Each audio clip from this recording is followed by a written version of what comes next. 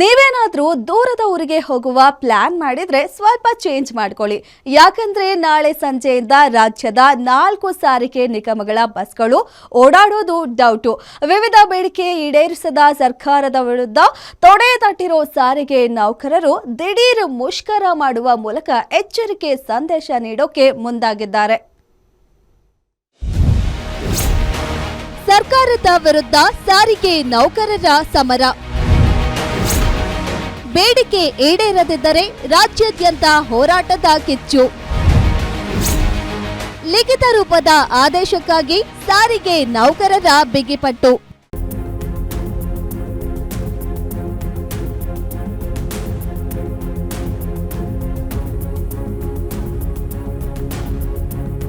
ಸರ್ಕಾರದ ವಿರುದ್ಧ ಸಾರಿಗೆ ನೌಕರರು ತೊಡೆತಟ್ಟಿದ್ದಾರೆ.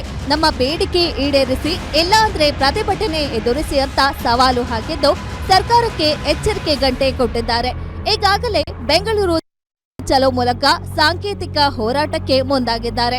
ರಾಜ್ಯದಲ್ಲಿ ಕಾಂಗ್ರೆಸ್ ಸರ್ಕಾರ ಘೋಷಣೆ ಮಾಡಿದ 5 ಗ್ಯಾರಂಟಿಗಳ ಪೈಕಿ ಶಕ್ತಿ ಯೋಜನೆ ಅತ್ಯಂತ ಯಶಸ್ವಿಯಾಗಿ ಜಾರಿಯಾಗ್ತಿದೆ. ಆದ್ರೆ ಇದನ್ನ ಅನುಷ್ಠಾನ ಮಾಡ್ತಿರೋ ಸಾರಿಗೆ ನೌಕರರ ಬೇಡಿಕೆಗಳನ್ನ ಈಡೇರಿಸುವ ನಿಟ್ಟಿನಲ್ಲಿ ಸರ್ಕಾರ ಮುಂದಾಗ್ತಿಲ್ಲ. 38 ತಿಂಗಳ ವೇತನ ಹಿಂಬಾಕಿ, 2024ರ ಜನವರಿ 1ರಿಂದ ವೇತನ ಪರಿಷ್ಕರಣೆ ಮಾಡಬೇಕು ಅಂತ ಪಟ್ಟು ಹಿಡಿದಿದ್ರು ಸರ್ಕಾರ ಮಾತ್ರ ಇದುವರೆಗೂ ಈಡೇರಿಸಿಲ್ಲ. ಈಗಾಗಲೇ ರಾಜ್ಯದ ಜೊತೆ 4-5 ಮೀಟಿಂಗ್ ನಡೆಸಿದ್ರು ಯಾವುದೇ ಪ್ರಯೋಜನವಾಗಿಲ್ಲ. ಹೀಗಾಗಿ ಸರ್ಕಾರಕ್ಕೆ ಯಾವುದೇ ಮುನ್ಸೂಚನೆ ನೀಡದೆ ಮುಷ್ಕರಕ್ಕೆ ಕರೆ ಕೊಟ್ಟಿದ್ದಾರೆ. ಮಾತುಕತೆಗೆ ಬಂದಾಗ ಮಾತುಕತೆಯಲ್ಲಿ ನಾವು ಚರ್ಚೆ ಮಾಡ್ಲಿಕ್ಕೆ ತಯಾರಿದ್ದೀವಿ. ಬಹಳ ಸ್ಪಷ್ಟವಾಗಿ ಹೇಳಿದ್ವಿ ರಾಮಲಿಂಗಾರೆಡ್ಡಿ ಅವರಿಗೆ. ನಾವು 1/1/24ರಿಂದ 25% ವೇಜಸ್ ಕೇಳಿದ್ದೀವಿ. ಅದನ್ನು ನೀವು ಚೌಕಾಸಿ ಮಾಡಿರಿ, ತೊಂದರೆ ಇಲ್ಲ. ಆದರೆ 1/1/20ರಿಂದ 38 ತಿಂಗಳ ಅರಿಯರ್ಸು ಮತ್ತು 1/1/24ರಿಂದ 4 ವರ್ಷದ ಅಗ್ರಿಮೆಂಟು, ಈ ವಿಷಯಗಳು ಚರ್ಚೆ ವಿಷಯನೇ ಅಲ್ಲ. ಇದು ನಾವು ಹೇಳಿದ್ದೀವಿ.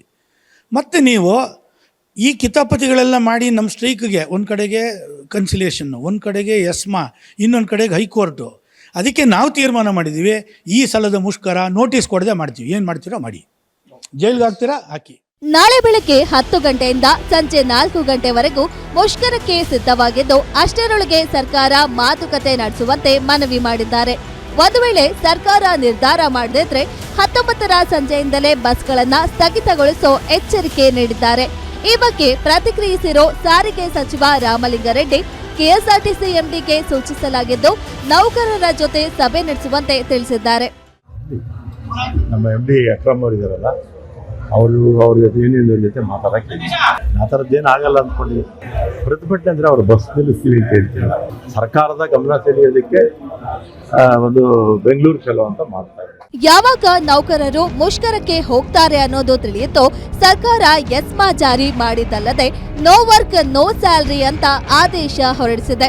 ಆದ್ರೆ ಇದ್ಯಾವುದಕ್ಕೂ ಜಗದೆ ಮುಷ್ಕರ ನಡೆಸ್ತೀವಿ, ಒಂದು ವೇಳೆ ನಮ್ಮ ಮೇಲೆ ಕಾನೂನಾತ್ಮಕವಾದ ಅಸ್ತ್ರ ಪ್ರಯೋಗಿಸಿದ್ರು ನಾವು ಹಿಂದೆ ಸರಿಯೋದಿಲ್ಲ ಅಂತ ನೌಕರರು ಹೇಳ್ತಿದ್ದಾರೆ. ಅಂತಿಮವಾಗಿ ಸರ್ಕಾರ ಯಾವ ನಿರ್ಧಾರ ಕೈಗೊಳ್ಳುತ್ತೆ ಅನ್ನೋದನ್ನ ಕಾದು ನೋಡಬೇಕಿದೆ. Ullas S Giruvase, guarantee news, Bengaluru.